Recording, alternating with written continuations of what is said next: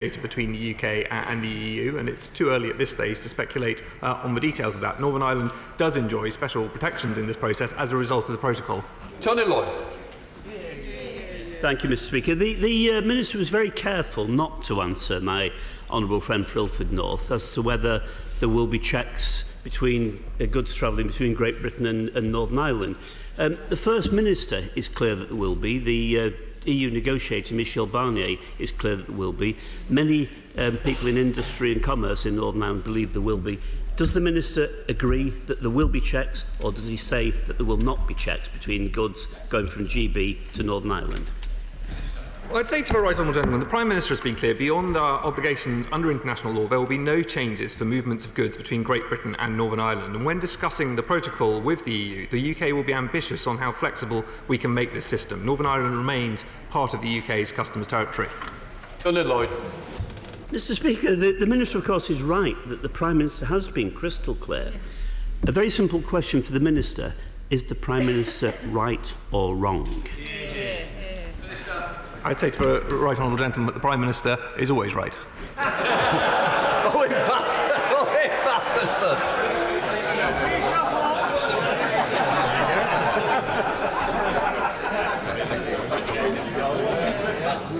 Thank you, Mr. Speaker. One of the ways of consolidating the benefits of leaving the EU would be to make Northern Ireland the most attractive part of the UK to trade. When I was the Secretary of State, we had an all-party campaign. It had support of all the business community, and thanks to tremendous efforts of my successor, the Honourable Lady for Jimmy Barnett, the Executive now has the power to reduce corporation tax. Some members of the Executive are being gloomy about this. What steps is the government taking to encourage the members of the Executive to take this amazing power to match the corporation tax in the Republic of Ireland? Well, my right honourable friend makes a very important point, and of course he speaks with considerable experience in this area. It is right that we agreed as part of previous agreements that the Executive has that power, and of course we stand ready should ministers from the Executive wish to use that power to engage with them, so long as they can show that the finances for the Northern Ireland Executive will be sustainable on the basis of any move in corporation tax. Bob Blackman. Thank you, Mr. Speaker.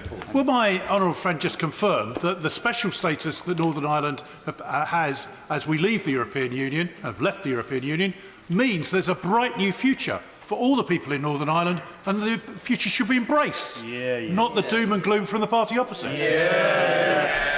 My honourable friend makes a powerful point, and what I see when I visit businesses in Northern Ireland is actually a determination to deliver for the economy, to make sure that people in Northern Ireland enjoy the benefits, both of being part of a global and outward-looking UK, and of getting the best relationship with our European neighbours. That is an endeavour on which we must all now work together. Jim Shannon. Question number 2, Mr. Speaker. With permission, Mr. Speaker, I will answer questions 2 and 7 together. The UK Government is providing the restored Executive with a £2 billion financial package that delivers for the people of Northern Ireland and supports delivery of the New Decade New Approach agreement. This financial commitment represents the biggest injection of new money in a Northern Ireland talks deal in well over a decade. £2 billion of extra investment gives the Executive the means to transform the lives of people in Northern Ireland for a generation. Jim Shannon. I thank the Secretary of State for his response. In January 2020, when making a statement about the New Decade New Approach deal, the Secretary of State told this House that the financial package was a good start. Now, I love a good start, Mr. Speaker, but I also like a good progress. Can the Minister update this House what progress has been made in building on the good start to ensure investment in better mental health services, or dealing with the legacy of the past? Well, I think indeed my honourable friend is right. There has been a very good start. We've seen multiple meetings here in Whitehall from joint ministers. We've had a JMC in Cardiff. We've seen yesterday both the First and Deputy First Ministers attending for the first time ever a recruitment drive by the PSNI. We've seen a very positive start, and I hope that continues. Ben Bradley. Thank you very much. Can I thank my right honourable friend for his previous answer? Could he confirm for the House and for the communities of Northern Ireland that this is the most generous package of its kind that's ever been allocated to Northern Ireland and through a process like this? Good question. Indeed, my honourable friend is right. I think voters in Northern Ireland realise this is a good package. There will also be a budget coming up in March, and I'm sure that if the Executive prioritises its programme of government, there'll be a positive future for the whole of Northern Ireland. Deirdre Bruck. No, it's Kirsten. Thank you, Mr. Speaker. Can the Secretary of State confirm that all of the welcome financial assistance being made available to the new Northern Ireland Executive will be subject to the Barnett formula? Yep. And can he also confirm what discussions he's had with the Secretary of State for Scotland on this matter? Well, I think my honourable friend knows that this package is a unique package for Northern Ireland and is not subject to Barnett consequentials.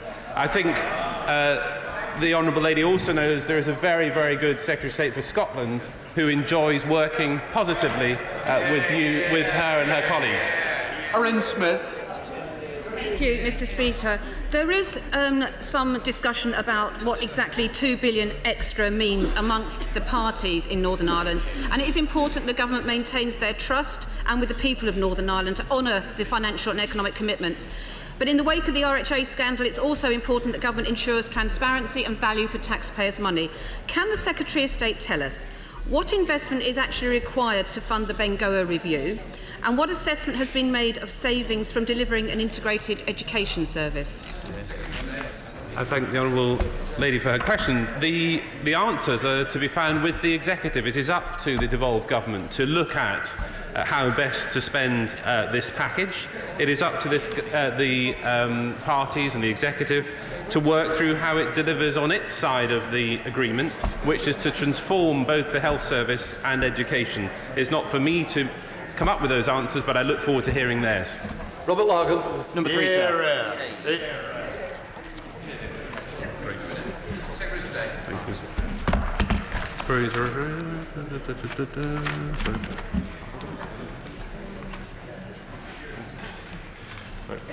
The security situation in Northern Ireland remains severe. Groupings as well. Yeah. So if we could group these questions, which three questions, Mr. Speaker, 2, 3 and 7, and 3, 8 and 11. The security situation remains severe. Thank you, Mr. Speaker. In light of the answer he's just given, can the Secretary of State advise the House what steps the government are taking to ensure a smooth transition and the continued security and peace in Northern Ireland when the withdrawal agreement transition period comes to an end on the 31st of December? Well, I think there are very good discussions ongoing with the EU on security matters. There are very strong bonds with the Irish government, and I remain confident that the security situation that I've just described can be well managed with the current relationships that we have and within the remit of the transition agreement. David Moore. Thank you, Mr. Speaker. Would my right honourable friend join me in condemning the continuing presence of dissident organisations in Northern Ireland, and would he say that there is no place in our society for those who peddle hate and division? No, I agree with my honourable friend. We have to condemn the ongoing activities of dissident Republicans. I pay tribute to the police and to our security services for all of the work they do to make sure that Northern Ireland remains safe. Ranald Jobodina. But what about those who've been responsible for security in years gone by? When will this government put an end to the vexatious claims against our brave armed forces? As I mentioned earlier, my honourable friend, to answer my honourable friend's question, we have said, and the Prime Minister couldn't be clearer, we will end vexatious claims, both for police and for our armed forces, and we look forward to bringing forward legislation in that regard in due course. Paisley. Thank you very much, Mr. Speaker. I welcome what the Secretary of State has just said, that he's going to end vexatious complaints for police officers. In light of that, will the Secretary of State now commit to meet with Mark Lindsay, the Chairman of the Northern Ireland Police Federation, and with officers from the Retired Police Officers Association, so as they can put to him their grave concerns about non-criminal charges that have been suggested should be levelled at former serving brave police officers in Ulster? Of course, meet with the individuals my right honourable friends mentioned as soon as possible. Claire Hannah. Mr. Speaker, the Secretary of State will know that the Stormont House Agreement is the process agreed by all parties after consultation with victims on how to address the legacy of the Trust troubles on the basis of truth and justice and reconciliation. Does he agree that this is the settled process, and is he confident that the Government will stick to this process and to the principle that everybody is equal before the law? I'm confident that we can deliver on the Government's priority of ending vexatious claims for our armed forces and for the police, but also look forward to working with all parties in Northern Ireland to develop a consensus on how we move forward on the Stormont House Agreement. Conor McGinn. Mr. Speaker, will you join me in welcoming the support from political parties and community organisations like the GAA for the new PSNI recruitment campaign? Will he encourage young nationalists to join the police, pursue a noble career and profession? And would he join me in commending the work of PSNI officers and Garda Síochána and indeed police across the whole of these islands? It was such a positive event yesterday when we saw the First Minister and Deputy First Minister attending that recruitment drive. I would encourage all young women and men in Northern Ireland who are interested in the police service to join, from whatever background they come from. Boris Robertson. Question number 4, Mr. Speaker. Thank you, Mr. Speaker. Northern Ireland is a leading destination for inward investment, with employment at a record high and unemployment at a record low. However, there is more to be done to unleash Northern Ireland's economic potential. The UK Government is providing significant funding to Northern Ireland, including through £1 billion Barnet-based investment guarantee and £562 million for city and growth deals covering the whole of Northern Ireland. Russell Robertson. We thank the Minister for that response, as well as discussing corporation tax, which he should, when he discusses these matters with the Executive. Will he also consider the levels of VAT on tourism and also air passenger duty with the Executive, because I understand both have been reduced in the Republic of Ireland? My honourable friend raises some important points. The tourism potential of Northern Ireland is enormous, and I can confirm to him that, as previously committed, this Government is reviewing the devolution of APD, and that review is ongoing. Sir Geoffrey Dawes. Thank you, Mr. Speaker. We welcome the success of InvestNI and others in attracting investment to Northern Ireland. But it is essential we continue to have unfettered access to our biggest market, which is Great Britain, and that economic growth is dependent upon that, and we need the Government to honour the commitments they've made to ensure that we continue to have that access in both directions. I absolutely recognise the importance of the issues the right honourable gentleman is raising. This is something that we will honour. We've committed through New Decade, New Approach to specific legislation on this issue, and look forward to working with him and with the other parties on delivering that. Sir Geoffrey Dawes. And will the Minister indicate the timescale within which the Government hope to bring forward those legislative measures? Because it's essential that business has the certainty that they need at this time to take investment decisions. Well, as you will know, the commitment is to have this legislation in place by the end of this year. But of course, there will have to be discussions through the usual channels as to the precise timing of that. All right. Simon Hall. Thank you, Mr. Speaker. And can I thank the House for returning me to chair the Select Committee? A strong economy requires access to a skilled, motivated workforce. Clearly, we have to ensure that the skills base in Northern Ireland is supported and grows. But can my honourable friend assure me that the voice and needs of the Northern Irish economy will be heard loudly in the Home Office as we finesse our immigration policies moving forward? My honourable friend, let me congratulate him on his re-election as chair of the Select Committee.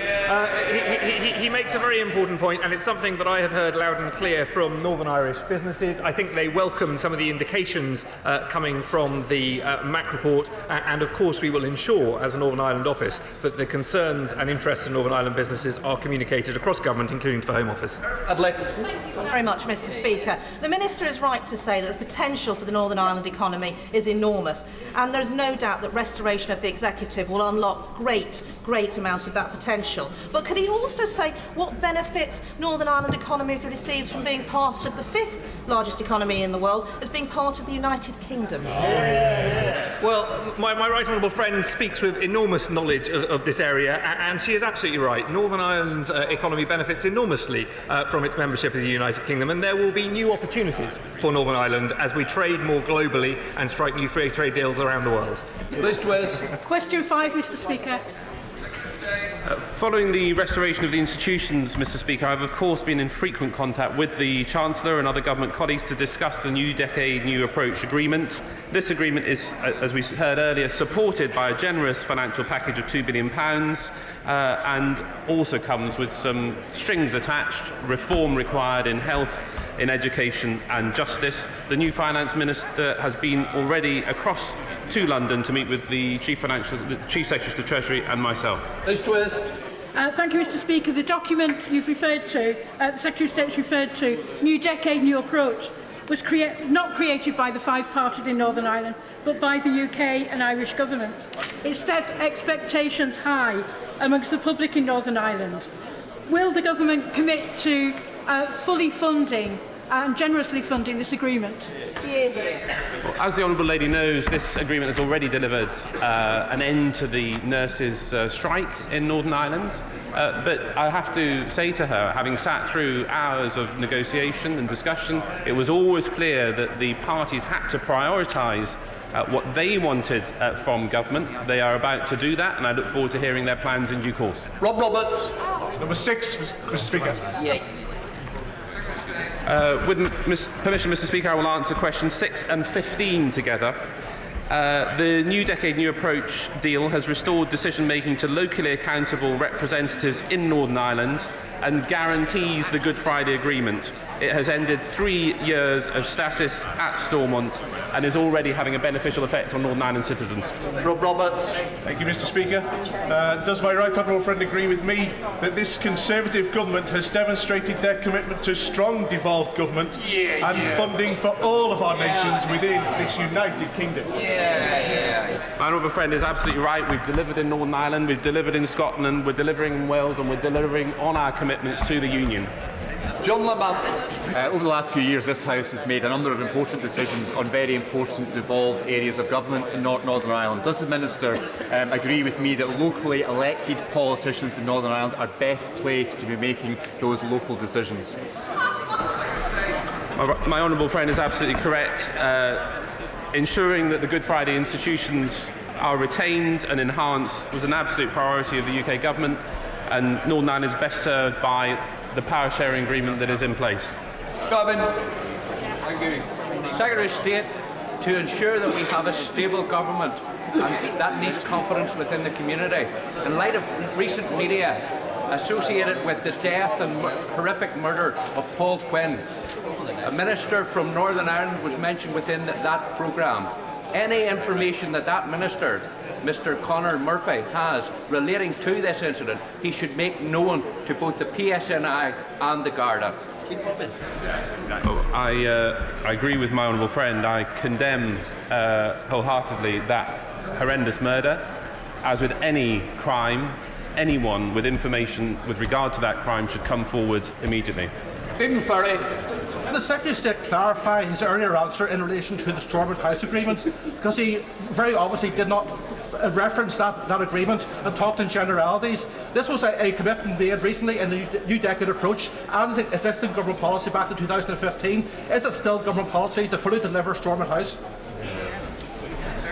What I've said is we're going to deliver on the commitment of ending vexatious claims on our armed forces and on our police officers.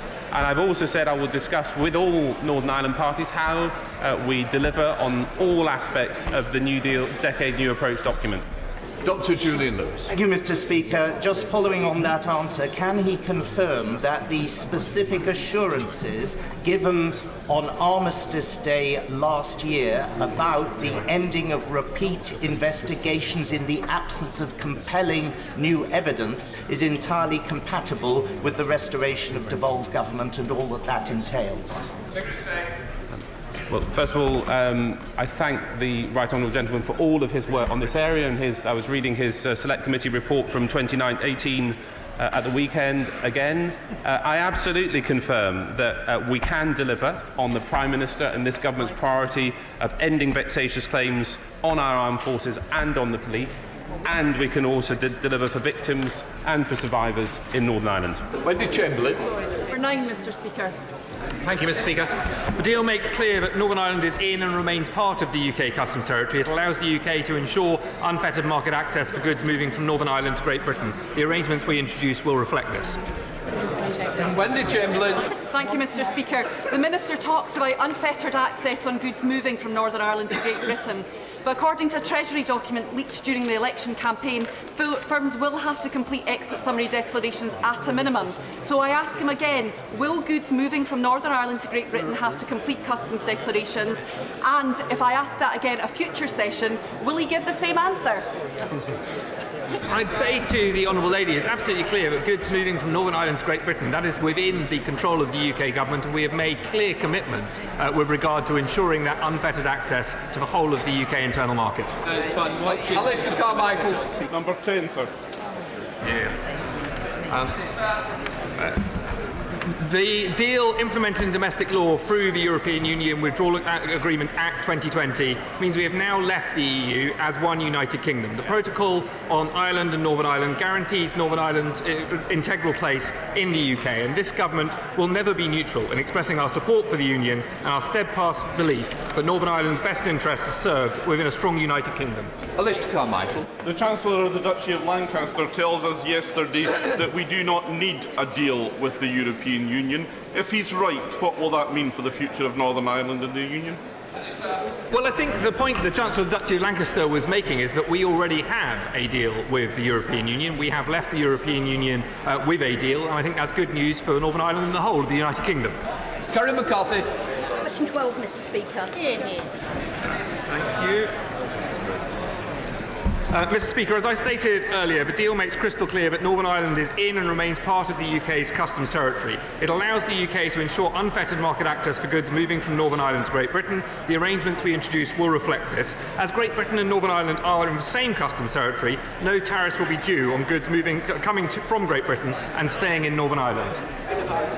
Karen McCarthy. The European Commission released documents showing that EU import formalities, such as customs declarations, would end up taking place in Belfast on goods imported from the EU. I see the Minister is struggling to hear what I'm saying. Can I just say, does he not think that the best way of actually ensuring that there's no barriers on trade would be to remain in a customs union?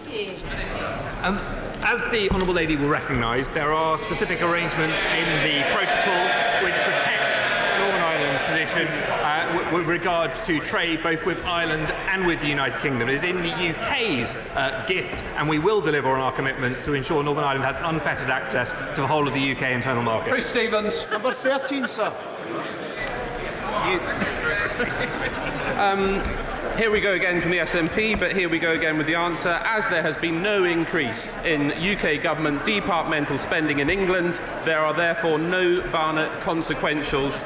Like previous Northern Ireland support packages, Mr. Speaker, this funding addresses unique challenges, as was the case with city deals and support for farmers in both Scotland and Wales. Stevens. Thank you, Mr. Speaker. We welcome the return of the new executive and new monies for Northern Ireland, but given the Prime Minister's stated previous opposition, would the Secretary of State for the record confirm if his government still intends to abide by the Barnett formula? I can confirm we absolutely plan to abide by the Barnett formula, and that's why, as part of this government's commitments, we're levelling up across the nations of the United Kingdom. Carla Lockhart. I thank the Secretary of State for his answer. He will know that farming and fisheries are an important part of our local economy, and you mentioned the Barnett consequentials towards farmers. Can you give specific assurances that farmers and fishermen will be looked after now that we have left the EU? I can confirm that we will look after everybody after we leave the EU, but I'm also reticent, sitting so close to the Chancellor of the Exchequer, on making any commitments about the forthcoming budget. Before we start Prime Minister's questions, I'd just like to draw the attention to the House to the fact that for the first time the House of Commons is starting a trial scheme to provide British Sign Language interpretation of PMQs online. A signed version of the session is available live on the Parliament Live TV. Can I just say that everyone deserves to be able to follow what is such a key moment in the parliamentary week, and I'm clear that committed to our proceedings accessible and clear as possible. I really want to thank everyone who has worked very hard to make this happen. Question 1, Dr. Jamie Walsh. Question number 1, Mr. Speaker. Mr. Speaker, the whole House will want to pay tribute to the police and all of the emergency services for their brave response to the terrorist incident in Streatham on Sunday. This appalling incident makes plain the case for immediate action, and we will shortly introduce emergency legislation to make sure that we do everything to protect the public. Mr. Speaker, this morning I had meetings with ministerial colleagues and others, and in addition to my duties in this House, I shall have further such meetings later today. Dr. Jeremy Wallace. Mr. Speaker, on behalf of my constituents in Bridgend, may I warmly congratulate the Prime Minister for delivering on the promise made to the British people that we will leave the European Union. Will he reassure my constituents that now that we are taking back control of our money, our borders and our laws, that every effort will be made to bring jobs and investment to areas such as Bridgend that feel left behind? Mr. Speaker, I can give him that assurance, and I can tell him that with better education, better infrastructure and high technology, we will unite and level up this country and deliver, as he is doing, for the people of Bridgend. Leader of the Opposition, Right Honourable Jeremy Corbyn. Mr. Speaker, we were all appalled by the terror attack in Streatham on Sunday, and I want to join the Prime Minister in paying tribute to the bravery and dedication of the police, security services and all the other emergency response staff in the way in which they dealt with what was a terrifying and terrible situation. Last Friday, this country left the European Union. Britain's place in the world is at a crossroads, and whilst there are different views across this country, we will be holding this government to account as the negotiations begin. But my hope is that we now truly come together to shape our common future and build an internationalist, diverse and outward-looking country. Indeed, we'll get an opportunity to do that when Britain hosts the UN Climate Change Conference, COP26, later this year. Despite the fact that we are the 11th hour to save the planet, the former Tory minister and now ex-president of COP26, Claire O'Neill, said, and I quote, "There has been a huge lack of leadership and engagement from this government." What on earth did she mean? Mr. Speaker, I think if you look at what this government is achieving and already has achieved on climate change, it is quite phenomenal. And he will know, Mr. Speaker, that last year was the first year on record that renewables produced more of the energy of this country than fossil fuels. He will know that since this government came to power, in 2010, 99% of all the solar panels that have achieved that miracle were installed under this government. We are delivering for the people of this country. We are reducing greenhouse gas. All he would produce, I'm afraid, is a load of hot air. Mr. Speaker, the problem is the government's own figures show that it's missing the carbon budget, let alone by 2050. It will be 2099 before this country meets net zero. And we discovered this morning that two former Conservative leaders have also turned down the job formerly done by his minister. Maybe it could be third time lucky. Perhaps we could make a joint approach to the member for Chingford and Woodford Green. Perhaps he would like to take on that job. He's over here and in the chamber all ready for it. His own former Tory minister said we should have clear actions, an agreed plan and a roadmap for the year of action. But we do not. So why is the Prime Minister failing so spectacularly to measure up to the scale of the climate crisis that this country and indeed this planet is facing? Mr. Speaker, this is beyond satire. This is the This is the first country, the first major economy in the world to have set a target of carbon neutral by 2050. It's an absolutely fantastic thing. We are leading the world in our ambitions, and we will have a wonderful summit in Glasgow, one of the most fantastic cities in our country, at the end of the year.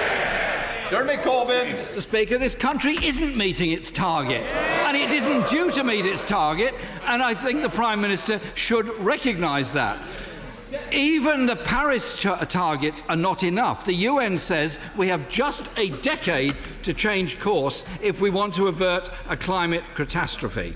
So let's look at something else his ex-minister said. The Prime Minister promised to lead from the front and guaranteed there would be money and people.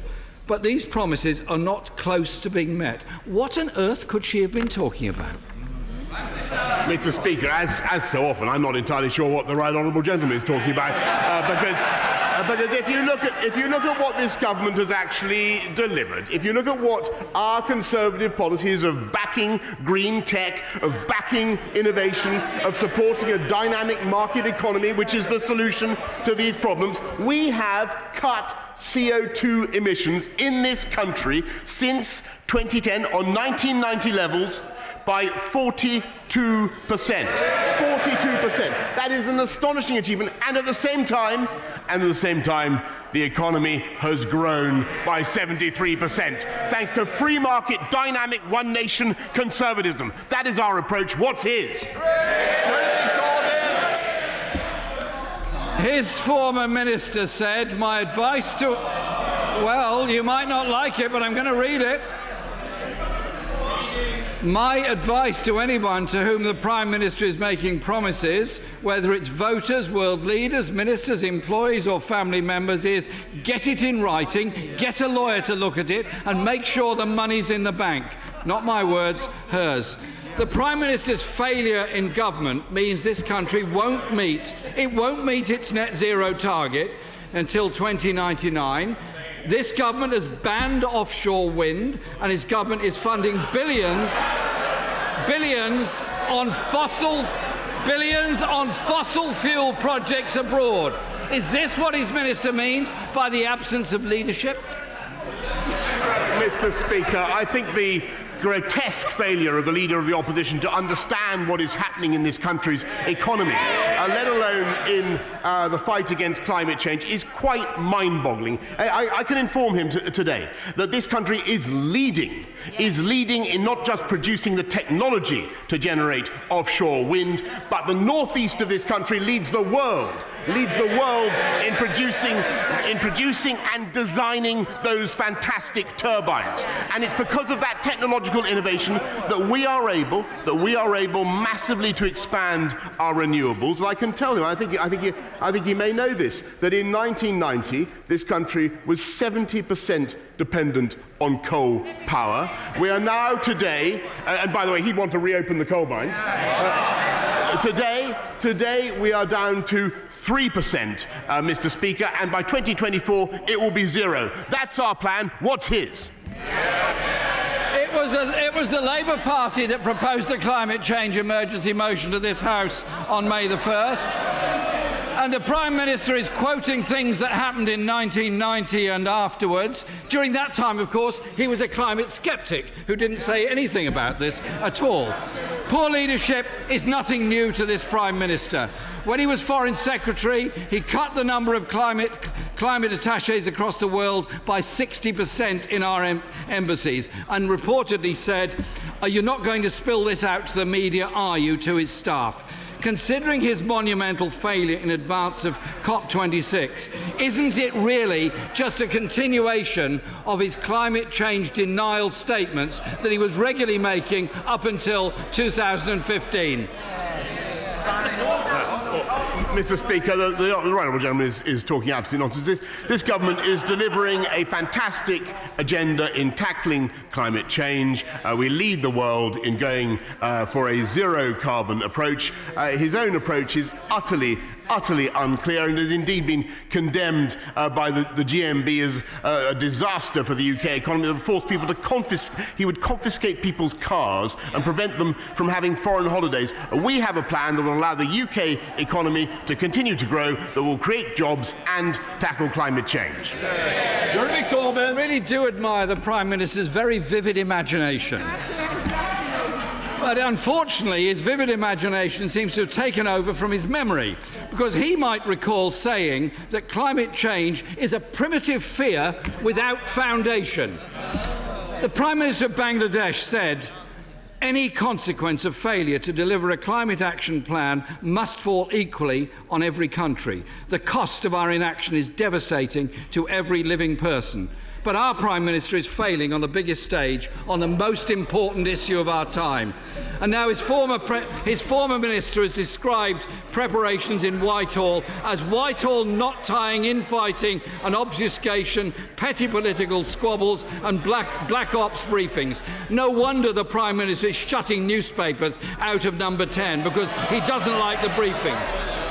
When will he face up to the climate emergency and take the action necessary to turn Glasgow into the turning point when this world will stop the levels of pollution and climate change we're having and go forward to a sustainable future, because his government's policies simply don't take us there.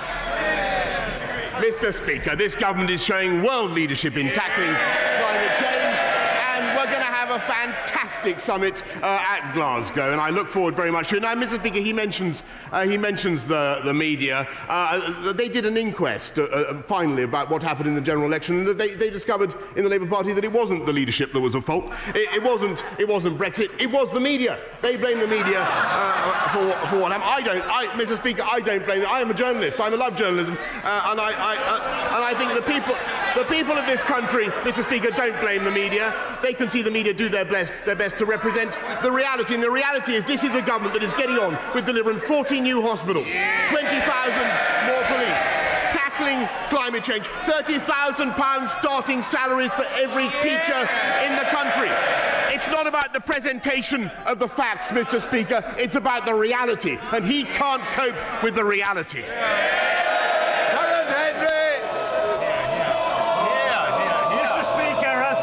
For Broxtowe, I'm absolutely delighted that funding is starting to flow to rebuild hospitals, such as the £5 million seed funding going to Nottingham University Hospitals NHS Trust. Does the Prime Minister agree with me that this Conservative government is committed to fulfilling its manifesto pledges and will deliver for the NHS? Mr. Speaker, I do agree passionately with my honourable friend, and I congratulate him on all he's done to campaign for the redevelopment of Queen's Medical Centre and Nottingham City Hospital, and of course I'm proud that that money is now flowing through to those wonderful projects. Dear Blackfoot. Thank you, Mr. Speaker. Can I add my grateful thanks to the police and emergency services that had to react to the dreadful terrorist incident in Streatham.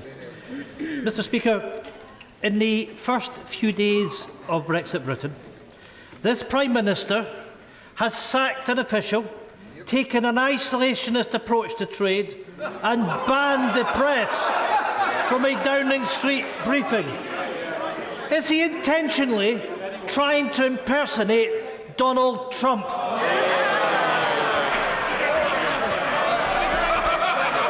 Mr. Speaker, I don't think anybody listening to my speech, I think it was on Monday, could have mistaken it for anything but the most passionate, internationalist, globalist, open, outward-looking approach.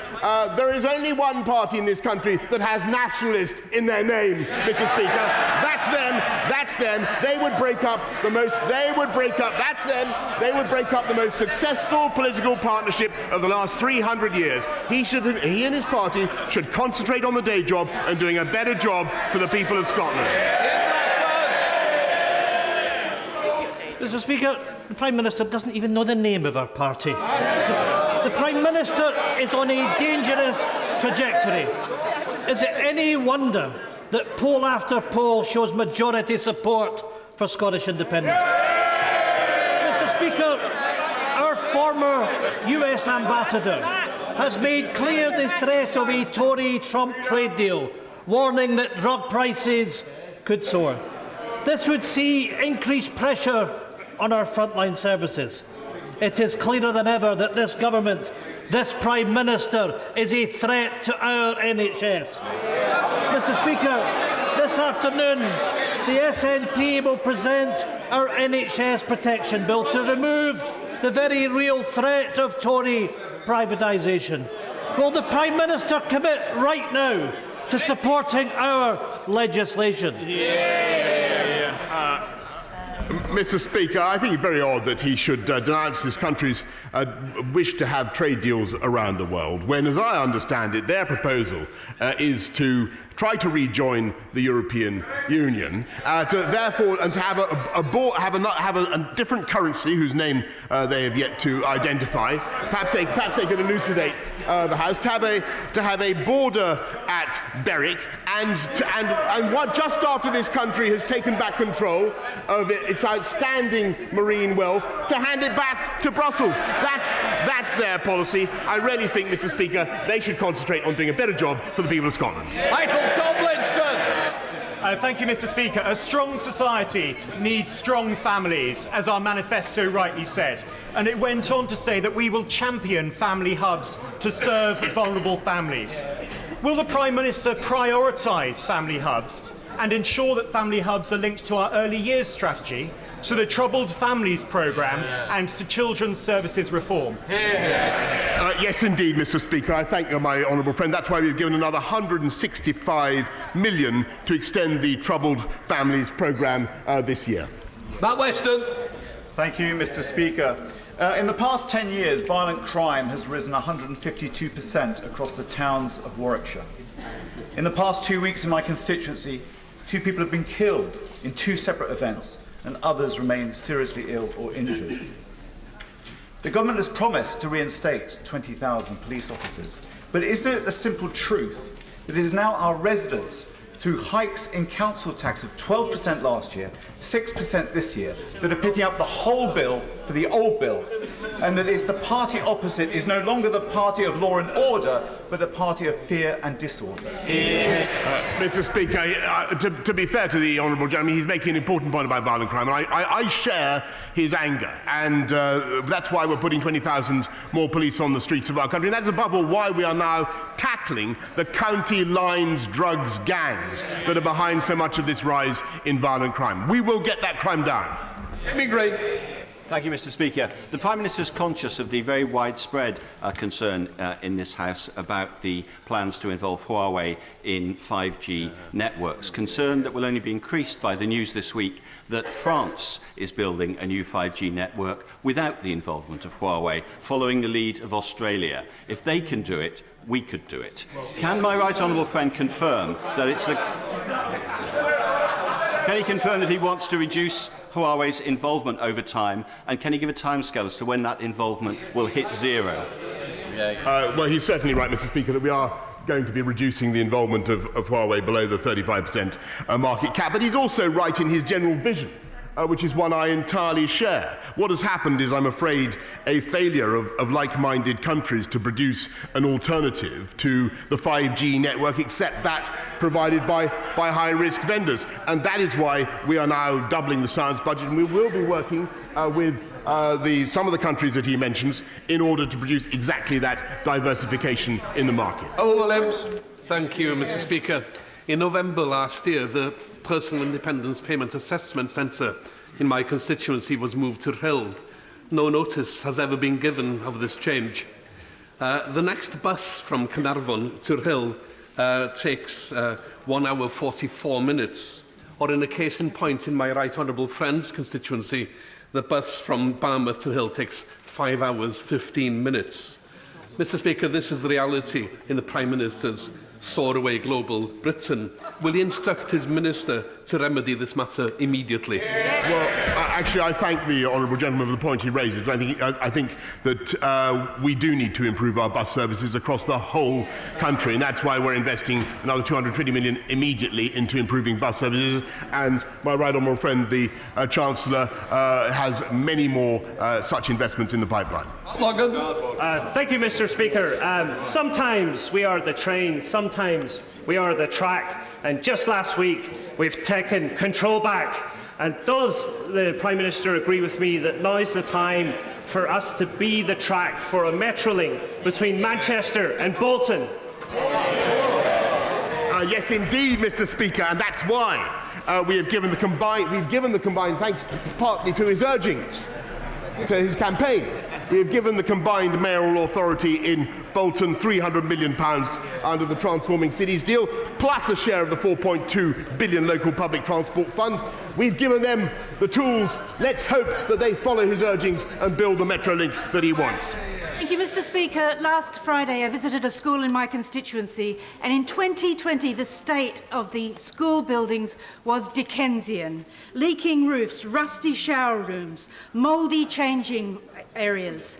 When will this government understand that the cost of education is high, but it's a worthy investment in the future of our schools? Whether a child is a whiz kid, whether a child is needy, every child deserves to be at school in an excellent and inspiring school building. Mr. Speaker, that is exactly why this government is investing £14 billion, a record £14 billion more in education, raising funding for primary schools to £4,000 per head and £5,000 for every secondary school in the country. And we can only do that, Mr. Speaker, because we are running a strong and dynamic market economy, and that is what we're going to do.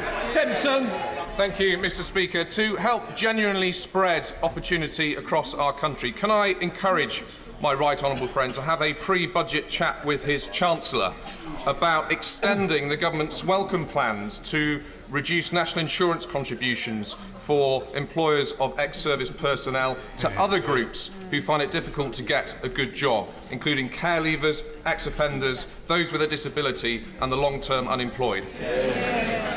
Yes, Mr. Speaker, I thank him and his family for everything that they do to encourage ex-offenders into work. I will indeed take up that suggestion with my right honourable friend, the Chancellor. And we cut taxes on working people. We cut national insurance, Mr. Speaker. They would hike taxes and keep people in welfare. Thank you, Mr. Speaker. It's been 2 years since the Windrush scandal exposed the wrongful detention and deportation of Commonwealth citizens. While we wait for the much-delayed publication of the Lessons Learned review, the government plans to deport 50 people to Jamaica by charter flight next week.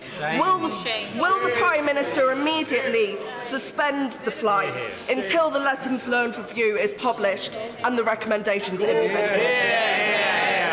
Mr. Speaker, I think the whole House will understand that the people of this country will think it right to send back foreign national offenders. Suella Belman. Terrorist incident last week reminds us that the rule of law remains a fundamental foundation of our democratic constitution. But the explosion of judicial review and judicial activism have led to a censoriousness and litigiousness in our society and distorted questions which ought to remain exclusively political. How will my right honourable friend ensure that Parliament remains the sovereign and legitimate source of law as we take back control? Well, my honourable friend is a distinguished lawyer, and she is right to stick up for the immense value of our legal system. We must protect judicial review. It's a vital part of our system, but we should also ensure that it is not abused, Mr. Speaker, to conduct politics by other means or to create needless delay. Thank you, Mr. Speaker. For many years, Bedford has been promised a new inpatient mental health facility, especially since provision at Wellowing was closed in 2017. Yet patients are still travelling 20 miles to access services. Will the Prime Minister explain how this demonstrates the parity of esteem in mental health care that his party promised in 2012? Mr. Speaker, we're putting record investment into the NHS, 33.9 billion, and a total of 12 billion are now going into mental health care. That is a record sum. David. I'd like to follow on my right honourable friend for Ashford's question on Huawei.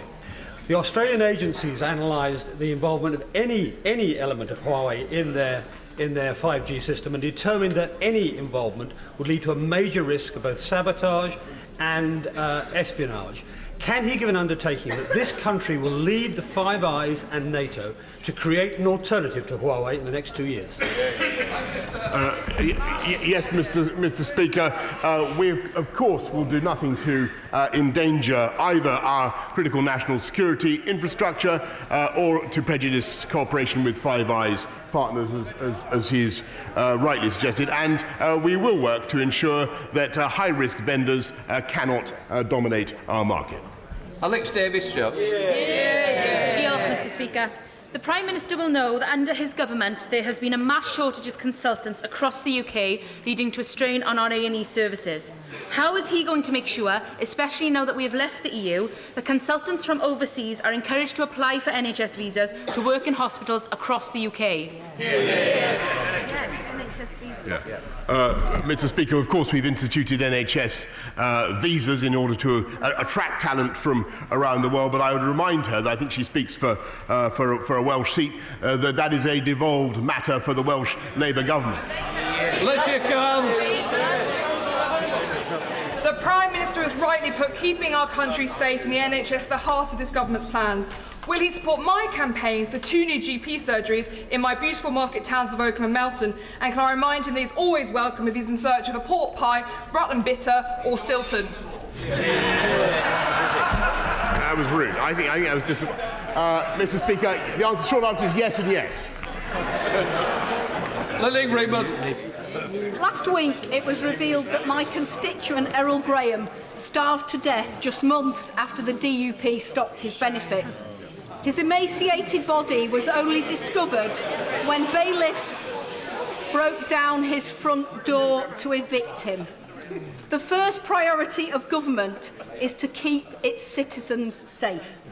How many more vulnerable benefit claimants will have to die before his government starts to value their lives? Mr. Speaker, this is a tragic case, and she's right to raise it. We've allocated 36 million to improve safeguarding and decision-making in cases like this, including the creation of a new independent serious case panel so that we can scrutinise and learn lessons from tragic cases like this, as well as improving guidance for staff involved. Bernard Jenkins. Thank you, Mr. Speaker. Will my right honourable friend join with me and on behalf of the whole House extend our sympathy and best wishes to those who were injured in the Streatham attack last week? May I welcome his intention to legislate as a consequence of this attack? And will he agree that Her Majesty's government really has now no option but to legislate to try and contain the threat of ex-terrorist offenders where they still pose a threat to our country? Yes, I think, Mr. Speaker, that my right honourable friend is entirely right, and I think that most of the people in this country would agree that the system of automatic early release of terrorist offenders has run out of road, and it's time to find a way, as we are, to make sure that they are properly scrutinised by a parole board or by an equivalent. Jones. Thank you, Mr. Speaker. Thanks to the tireless work of my predecessor, the late great Paul Flynn, and my honourable friend, the member for Gower, and the families of children with intractable epilepsy, medical cannabis is now legal in the UK. So can the Prime Minister answer calls from the families of very sick children who need medical cannabis when this medicine will actually be available on the NHS? And will he come to Portcullis House with me after this session to meet these families and to personally assure them that he will do all he can to help? Well, Mr. Speaker, it was this government and my right honourable friend, the Health Secretary, who did legalise medicinal cannabis, and I can undertake that he will certainly be happy to meet your constituents this afternoon. Alexandra Stafford. Thank you, Mr. Speaker. Buses are a vital lifeline for residents in Rother Valley, but too often first buses are letting down the people of South Yorkshire. Will the Prime Minister confirm that this government fully backs buses as an essential way not only to connect our villages, towns and cities across the north, but also to unlock the potential of Rother Valley and South Yorkshire? Mr. Speaker, this government as a whole is absolutely passionate about buses, and I can assure him that we are massively going to improve our bus network in the Rother Valley above all, and I thank him for the lobbying that he's doing. Owen Thompson. Mr. Speaker, we know the Prime Minister has form in ducking democratic scrutiny at every opportunity, and his party is no stranger to receiving Russian donations. But his repeated refusal to publish the report into Russian interference in UK democracy is unjustifiable and unacceptable. Can the Prime Minister tell us clearly, without bluff and bluster, when the report into Russian interference will be published, why it has been delayed so long, and when will he reconvene the Intelligence and Security Committee? Mr. Speaker, the report will of course be published, as he knows full when the Intelligence and Security Committee is reconstituted, and I think he's likely to be thoroughly, his conspiratorial frame of mind is likely to be thoroughly disappointed by the results. Dean Russell. Mr. Speaker, commuters in Watford are fed up with poor rail services, making them late for work in the morning and late at home at night to see their families. Will the Prime Minister agree with me that even new rail franchises that don't deliver cannot assume that they will keep their contract if they don't sort out the issues as soon as possible? Absolutely, Mr. Speaker, and that's why we're putting £48 billion into improving our railways as part of the infrastructure revolution. But never forget, Mr. Speaker, that lot would renationalise the railways, and when the railways were nationalised, a quarter of railway users deserted the network. After privatisation, rail use doubled, Mr. Speaker. Mr. Speaker, last week we lost a political giant in Seamus Mallon. He was an outstanding parliamentarian and a seeker of justice for everyone. One injustice that burned with him until his dying day was the murder of Paul Quinn. Paul was beaten to death by an IRA gang in 2007. They broke every single bone in his body, so much so that his mother couldn't place rosary beads in his hands in his coffin. In the aftermath of that, the now Finance Minister Conor Murphy said that Paul was linked to criminality. That was a lie. Will the Prime Minister agree with me that that lie, and the Conor Murphy should retract that lie, publicly apologise and give any information he has to the PSNI about Paul's murder? Mr. Speaker, well, I hear the honourable gentleman, and I think the whole House will hear the passion with which he spoke about that injustice, and I can tell him that we will implement the Stormont House Agreement in such a way as to provide certainty for veterans and, of course, justice for victims as well. We now come to point of order, John Butler. Thank you, Mr. Speaker. Mr. Speaker, the Home Office press team told journalists that everybody on the deportation flight to Jamaica are serious criminals. Mr. Speaker, this seems not to be true. I've got a constituent of mine, as the Honourable Member for Nottingham East has said, they haven't even had the report. And I've got the wife of a constituent of mine who has said that he is due to be deported in just 6 days' time. He was convicted under the now unlawful joint enterprise rule. He was released after 2 months, and his wife feels that this stress is going to kill her husband because he has a heart problem. Mr. Speaker, how can I get the Home Secretary to take this seriously and be truthful about the people who are on the flight, the deportation flight, and if we can halt this flight until we establish the true facts of the situation? Can I thank the honourable lady for giving me notice of her question and the point of order she's raised? What I would say is, as she knows, it's not a point of order for me personally. But of course, I think they all have their sympathy in which what she's said, and I'm sure the front bench opposite the government front bench has heard what's said, and I'm sure that somebody will be looking into the matter as a matter of urgency. Margaret Greenwood. Thank you, Mr. Speaker. Prime Minister's questions on the 22nd of January, responding to a question from the Leader of the Opposition, the Prime Minister said that, and I quote, universal credit has in fact succeeded in getting 200,000 people into jobs. Correspondence that I received yesterday from Sir David Norgrove, the Chair of the UK Statistics Authority, a copy of which has now been published on its website, has shown that the Prime Minister's claim was not correct. The 200,000 figure that the Prime Minister referred to represents the Department for Work and Pensions estimate of the predicted impact on employment once universal credit is rolled out, rather than the effect so far. Mr. Speaker, please could you advise on how the Prime Minister could set the record straight? Can I just say I thank the honourable member for giving me notice of her intention to raise this matter. What I would say is it's not a matter for the Chair to police the accuracy of statements in the Chamber. So what I would say is, quite rightly, you've raised it, it has now been put on the record, and your opinion is now there, and I'm sure there are other ways in case you're not happy with the error that's made. But thank you. Right, I'm now coming to presentation of bills. I want to start off with presentation. Mike Ainsbury.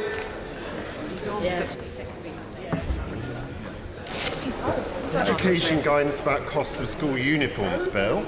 Second reading what day? Friday the 13th of March, sir. Friday the 13th of March. Thanks. Darren Jones. Forensic Science Regulator and Biometric Strategy Bill.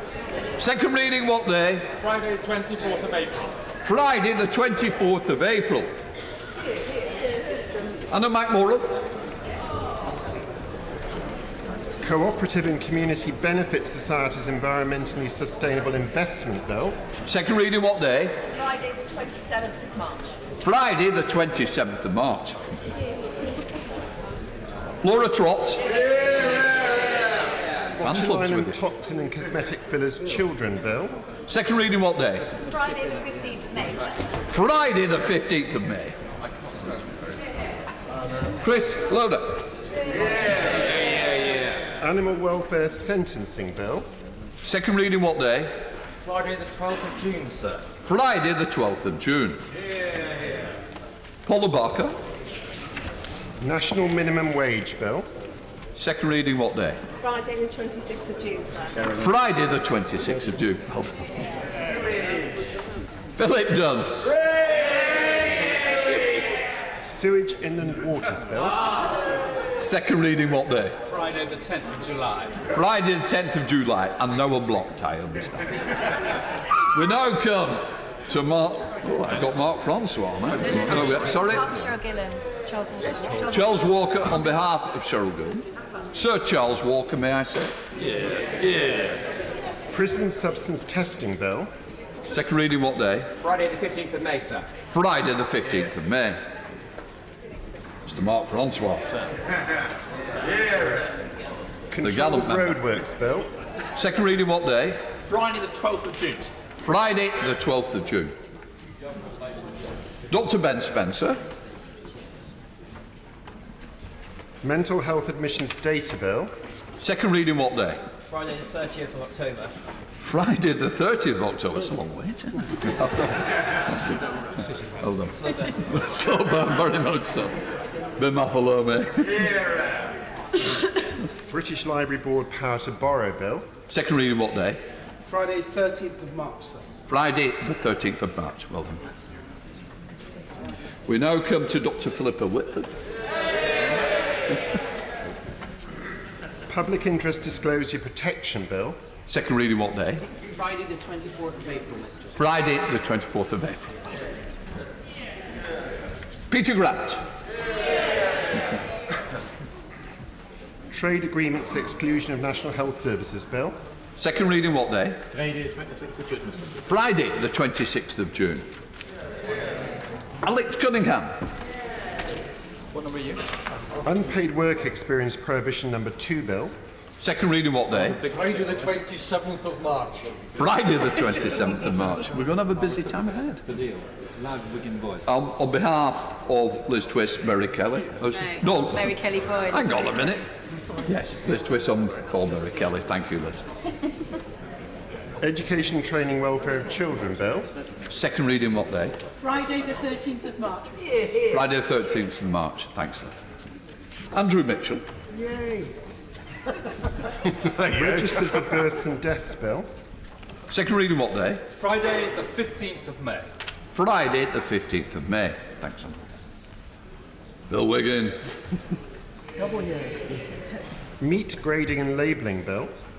Should declare an interest. Second reading what day? Friday, the 29th of January, 2021. Friday, the 29th of January, 2021. Katos. Okay. NHS 111 service training and clinical oversight bill. Second reading what day? Friday the 10th of July, Mr. Speaker. Friday the 10th of July. Thanks, Kate. Simon Phelps. Third sector organisations impact and support bill. Second reading what day? Friday 11th of September. Friday the 11th of September. So we're sitting. And last certainly but not least, Patrick Grady on behalf of Coral Monaghan. Asylum seekers permission to work bill. Second reading what day? Friday the 27th of November. Friday the 27th of November. Thank you. Thanks, everyone. We now come to the business of the day. We come to the first opposition day motion on local government finance. Just let everyone just go a second. Okay. I now call Andrew Gwynn to move the motion. Thank you, Mr. Speaker, and with permission of the House... Just to let you know, I have selected the amendment in the name of the Prime Minister. Andrew Gwynn. Thank you for that clarification, Mr. Speaker. And with permission of the House, I beg to move the opposition motion in the name of the Leader of the Opposition, myself and my right honourable and honourable friends. Mr. Speaker, the state of local government finance is desperate. Our councils are not just at breaking point, many of them are broken. And the government's so-called fair funding review could be about to make matters worse for some of those councils. I will give way. He's making an excellent beginning to his speech. And could I ask him, how many councils like Northamptonshire does he think will fall in the next 5 years? Good point. Well, of course, that is the worry, because there are a number of local councils that are edging ever closer to the cliff edge. The number that will drop over that cliff edge is very much dependent on the actions of this government. If this government honours their word and puts resources into local communities that need it the most, then hopefully we can avoid more Northamptonshires. Yeah. But if they continue along the lines that I fear they will, by removing resources from those areas that have the greatest need but the least ability to raise their own finances, then I fear for the future of the local government sector. I will give way. I'm sure my friends had a chance to read the LGRU's excellent annual survey of local government finances. And the point made there that 10% of councils are worried that they won't have sufficient resources to meet their statutory duties. That's a really clear tipping edge we could be at unless the government acts to stop it.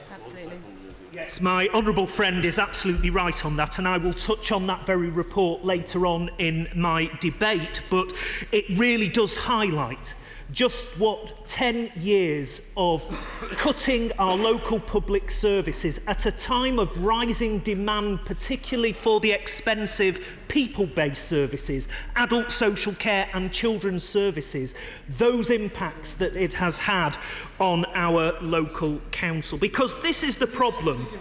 This is the problem, that with those councils who have the greatest social need, the worst health inequalities, and with a limited tax base to make up for any financial losses, the so-called fair funding formula could be the factor that tips them over the edge.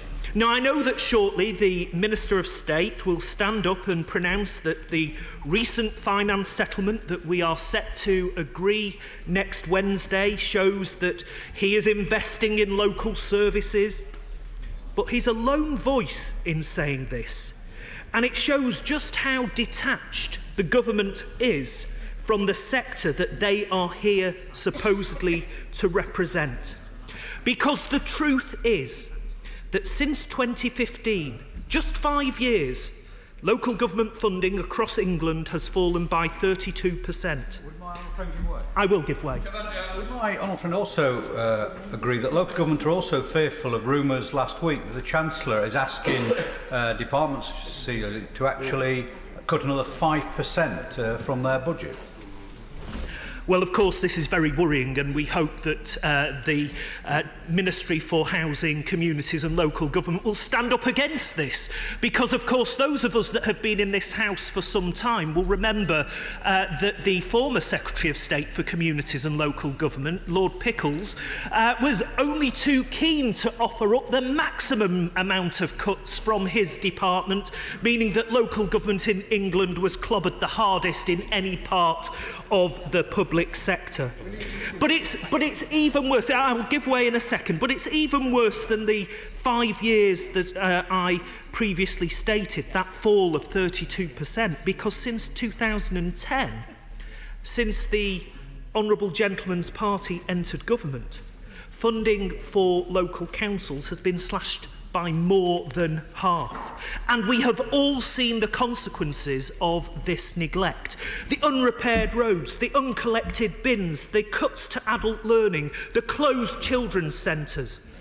Under Conservative leadership, almost a fifth of our libraries have been forced to close because of cuts to funding. And one of the previous Labour government's greatest achievements, in my view, the Sure Start programme, has had its funding slashed in half, forcing as many as 1,000 Sure Start children's centres to close since 2010. I will give way. Grateful to him giving way. He made the point earlier in his speech where he said that some of the local authorities he was concerned about couldn't raise as much money through council tax. He was worried about the impact on those local authorities. Yeah. Will he accept, though, that's because those shire districts get much less money from local government, and so their council tax has to be much higher? Does he agree it's only right then we do look at a fairer funding formula so everybody pays a fair amount and receives a fair amount? Very good point. Well, I will come on to the specific points of funding adult social care later on in my contribution, but the fact is this, and I will happily provide these statistics.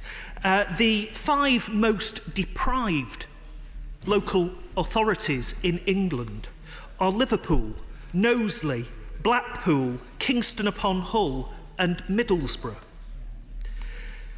They have lost over since 2010, over the last decade. Blackpool, 21% of their funding, Knowsley 25% of their funding, Liverpool 23% of their funding, Kingston upon Hull 22% of their funding, Middlesbrough 21% of their funding.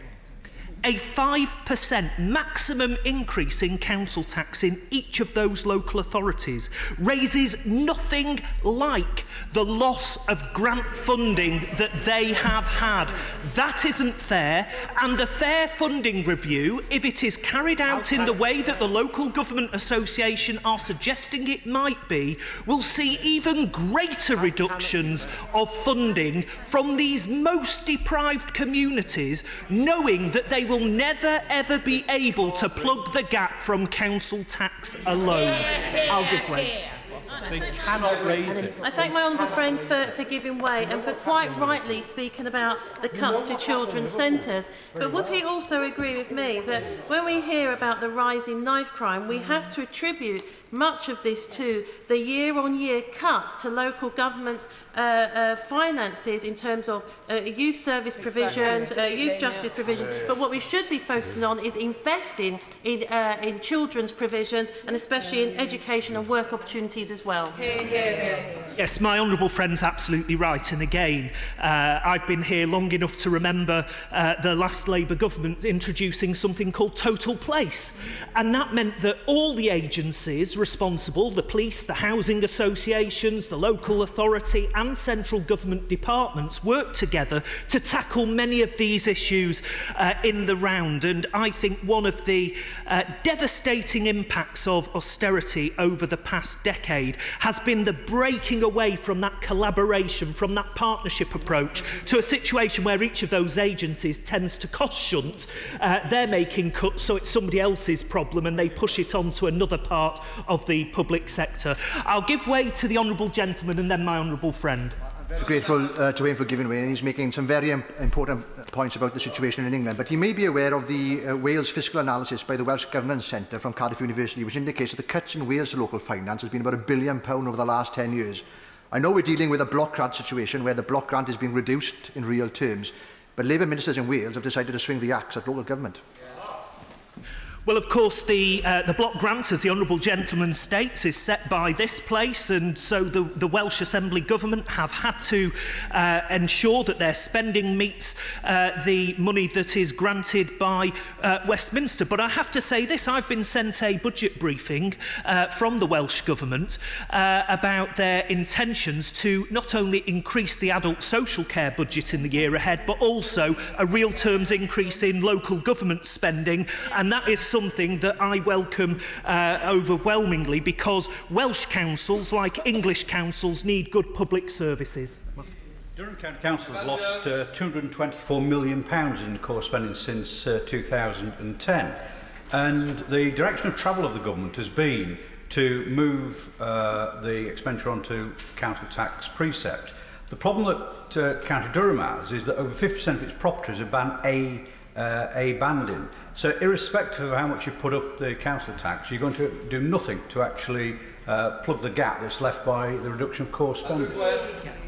Yeah, my honourable friend is absolutely right, and you know the fact is that councils can't overnight change their council tax base. If their properties are predominantly band A and band B, that is the council tax base for that local area, and governments of all political persuasions over the years have always recognised that not every council has the same baseline, not every council has the same ability to bring in enough money for basic, decent, statutory public services, and as a consequence, that is why we had in the 1980s the rate support grant, and in the 1990s onwards the revenue support grant, because it recognises that there needs to be a redistribution of funding to those areas that can't generate enough funding from council tax and business rates alone. I'll give way.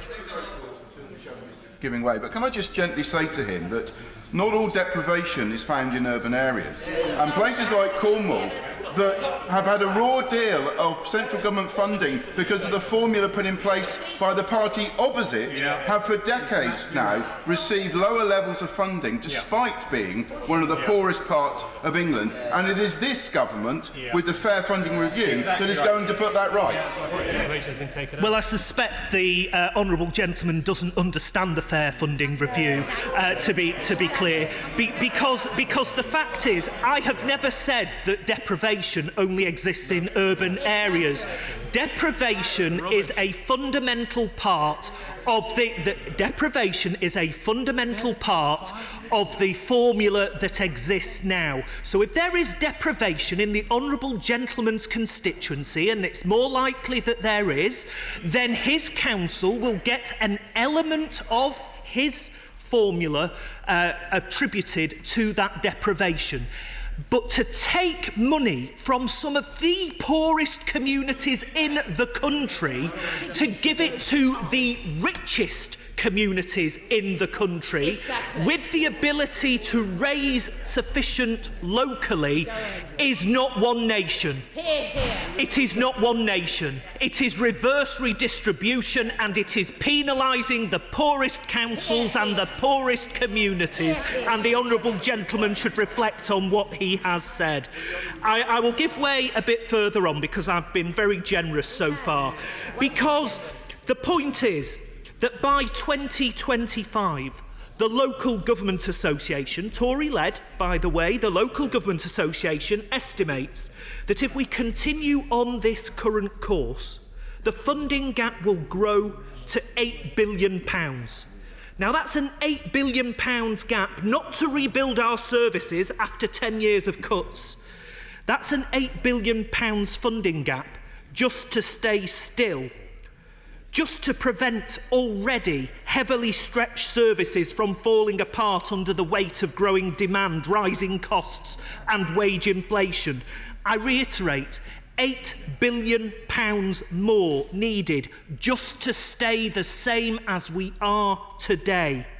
So even if this £8 billion funding was provided in full by 2025, it would barely keep the sector's head above water, allowing councils to continue on delivering services at current levels with no capacity to meet the growing need for services. And it would be interesting to know if the Minister of State considers this is a sustainable way to finance the sector. Because, as my honourable friend, the chair of the Select Committee, has already mentioned in an intervention, research published today from the Local Government Information Unit shows that 73% of councils would not agree with him. The chief executive of the LGIU has warned, and I quote, "Our social care system is no longer on the edge, it's fallen off the cliff. Our children's services aren't at breaking point, they're broken." And this has real-life consequences. Exactly. In the last 2 years alone, Age UK estimates that 74,000 older people died waiting for care. An average of 81 people a day, equivalent to 3 every hour, died before they received the care they need. This is not a political point. It should shame each and every one of us, on whichever side of this house we sit. Age UK state that 1.4 million older people are not getting the help that they need to carry out essential tasks, such as washing themselves, dressing, and going to the toilet. Quite frankly, this is not just unacceptable, it is appalling, and it is a stain on this House, on all of us, and on our country. I will give way. The Honourable Gentleman is making a very powerful speech.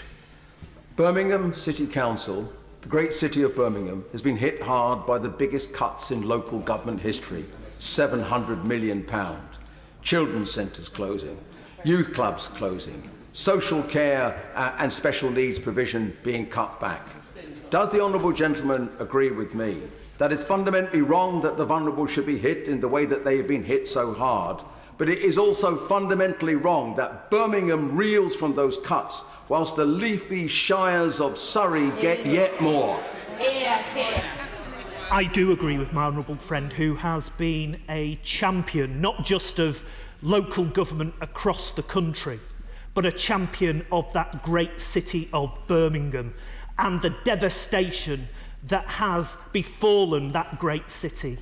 And on the LGA's own statistics, a further £48 million in adult social care funding could be removed from Birmingham to add to that devastation that's already hit his city. That's why the Fair Funding Review is so unfair and is so wrong. But the point is this. According to the King's Fund, so it's not just the LGIU, by the end of the next decade, the number of older people that need adult social care support is predicted to increase by another 4.1 million. That's piling even more cost pressures on our local councils. And that's why the LGIU also highlights the increase in the financial pressures around children's services, because adult social care is only one part of the very costly equation that is people-based services, the services that councils by law and by right have to provide. But to Mrs. Smith, on any street of any town in any shire, thinks that her council tax increases are going towards ever-reducing bin services, the parks not being maintained, the libraries closing, because they never see the impact on adult social care and children's services. And on children's services, the LGIU argues that councils are no longer able to shield vulnerable children from the worst of the budgetary pressures that councils are facing. Over 1 in 3 councils said that their inability to protect vulnerable children was their biggest concern. Now, we know that there is unprecedented demand pressures on children's services. I will give way to the honourable gentleman in a while. The number of children that are in care has hit a 10-year high, but without the funding to support this increase in demand. From 2009 to 2019, the number of Section 47 inquiries, that's where a local authority believes that a child is suffering or is likely to suffer significant harm, has increased by 139%. And the Local Government Association warned that children's services alone are facing a £3.5 billion funding gap by 2025. It is these pressures on the people-based services that's pushing many councils towards the cliff edge, and sticking plasters will no longer suffice. The Minister will no doubt say that he gave £1 billion to be shared by adult social care, children's services and NHS winter pressures. That's not enough. But I will give way, I did promise. I am very grateful. We have discussed this before, and would he agree that what we should have are cross-party talks on adult social care? The Select Committee, one of the key recommendations was that adult social care funding should be removed entirely from local authority pressures, and we should adopt a German-style social insurance system. Does he agree that we should have cross-party discussions and that should be one of the options on the table? Well, of course, it's incumbent, as I've said in previous debates, on the government to come forward with proposals. We're still waiting for the Green Paper that was promised in the last Parliament and the Parliament before that.